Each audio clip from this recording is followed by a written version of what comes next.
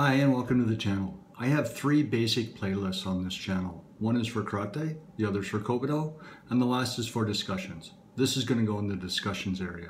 And what I'd like to talk about is how to pick a dojo.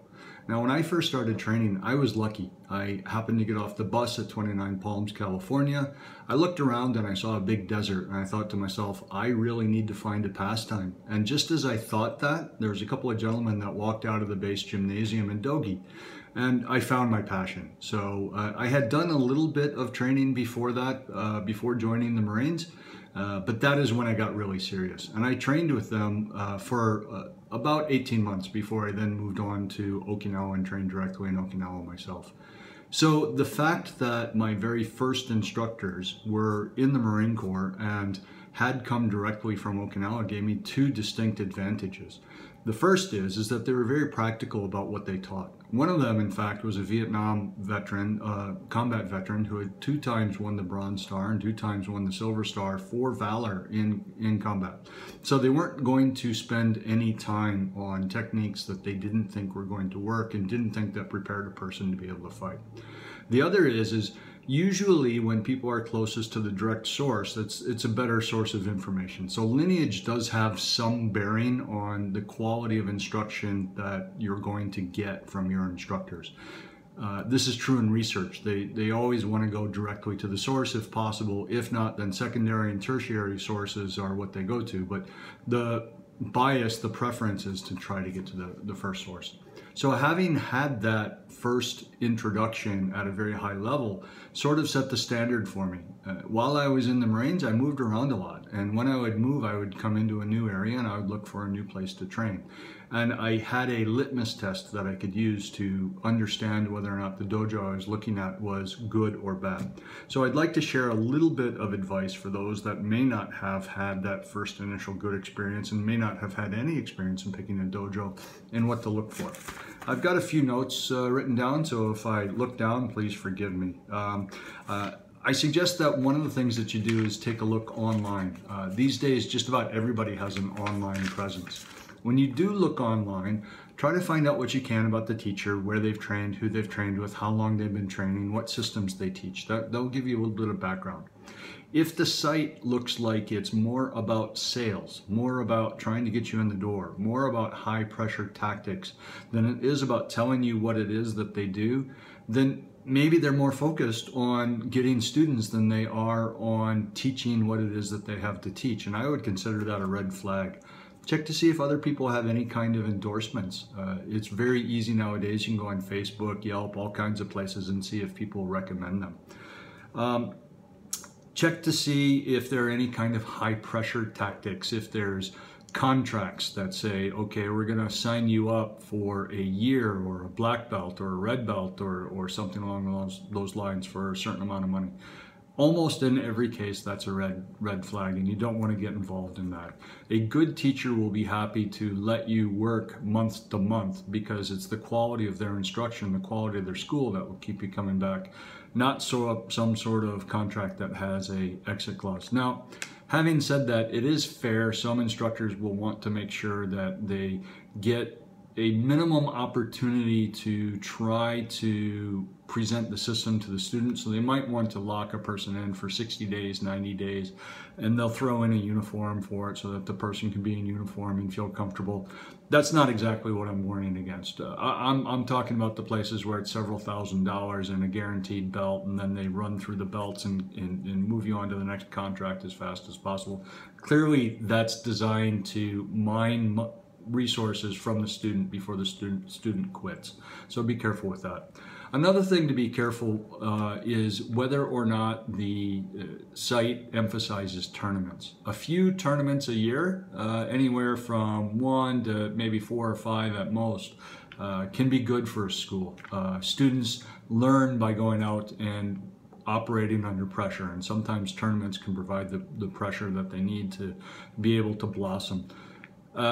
Too much, however, is too much. If you are constantly interrupting the normal flow of information for preparation for tournaments, then that's not good for students' development. All students develop a little bit differently, and if you stop everything in order to prepare for a tournament. And if you're changing your forms and kata to be tournament competitive, I would consider those red flags and avoid it. Be careful about whether or not a school is advertising that they have lots and lots of champions. There was one school that I knew that had only intramural championships, meant only their school and affiliate schools could compete. And then that guaranteed them that the first, second, third places would go to their own students, whether it was in their branch or a sister branch up the road. And they would then label the winners of those tournaments as state champions, national champions, things like this, and put it in their advertising to say that they've got, you know, 4 or 5 time state champions who are running classes. Well, this really isn't transparent, and it's not true. If you only got your students to show up, I guarantee you'll have all the state champions in the state because nobody else was invited. So be careful with that. Check on their testing. One of the things to be careful on is if a school has many tests, usually there's a testing fee with tests. And if they have a testing fee and they have many tests, then that's just a mechanism to get more money out of you. Most schools will have as much as 8 or 9 tests. The tradition that I was brought up in started with a queue system for students that were under black belt. In Korea, they call that a GUP. And you start at either 9th queue or 10th queue, depending usually on your age, and you work your way down to 1st queue. Some places will start students at 6th queue or 5th queue. When you do that, you'll have at most 8 or 9 tests. For reference, I charged $40 per test. So that meant that at most someone who went from beginning with me at white belt to being prepared to test for black belt would spend a sum total of $320 on testing fees. So do the math, figure it out. Also be aware that some places will slip in what they call half grades or recommended and decided grades. And that's just an easy way of doubling the number of tests that they have and doubling their testing fees. So be careful with that.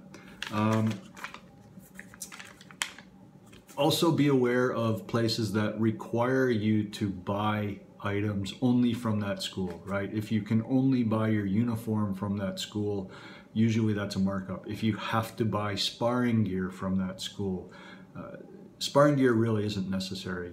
There's plenty of ways to train that don't involve it. For those that do a lot of sparring, it might be nice to have your own set of sparring gear, keep it clean, put your name on it. Okay, fine, if that's what you're into. But if you have to buy it from that school, and if the price is very high, then they're just marketing to a captive audience. And that feels a little bit dodgy to me. Look for places that have had students that have been with the teacher for a very long time, right? So if the studio or the dojo or the gym or whatever you want to call it has been in town for 4 or 5 years and they don't have students that have been training for 4 or 5 years, that means everybody's quitting. Be careful of places where everybody quits at or around black belt. That means that they're probably gearing their training, they're gearing their system to get the most out of people right up until they quit. And that's not what you want. You want a long-term, lifetime challenge through which you can develop. A good school will have students that are with the teacher for many years and are moving beyond first degree, second, third, fourth, fifth, moving like that. Obviously, it takes a lot of time to get people up to 5th degree black belt, and if the studio just opened, they may not have any. But check to see that there are some plank owners or original students that are still sticking around.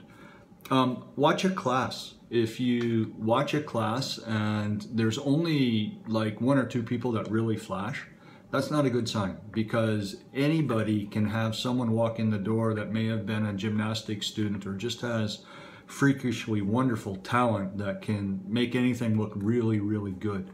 Look for the places that everyone on the floor looks good. They're excellent at the basics. The teacher, if they're going around and making small corrections and helping people, and you can see people progressing from those corrections, that's what you want. And not some place where they're only rolling out their demo team members that are going to show you something pretty amazing to try to hook you and get you to join.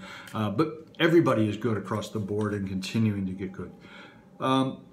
Most importantly, though, you got to find a place where you're comfortable, not only with the teacher, not only with the facility, not only with the location, not only with the price. All of these are very important, of course, but also your kyodai deshi, the brother and sister students that are going to be in that school with you. If you're happy at the place where you're at, with the teachers, with the people that you're training with the curriculum, you're going to come back. And that's the real key. You want to go to a place where you're going to stick it out for the long term, because that's what you want. You want progress. You want to have a path for the rest of your life. And you want to be able to continually be challenged and grow through that. I hope that this helps you out. If anybody has any other comments that they want to share, there's a lot that can be said on this topic. Feel free to put it down in the comments. I hope you come back and take a look at some of the other material that I put out. Thanks.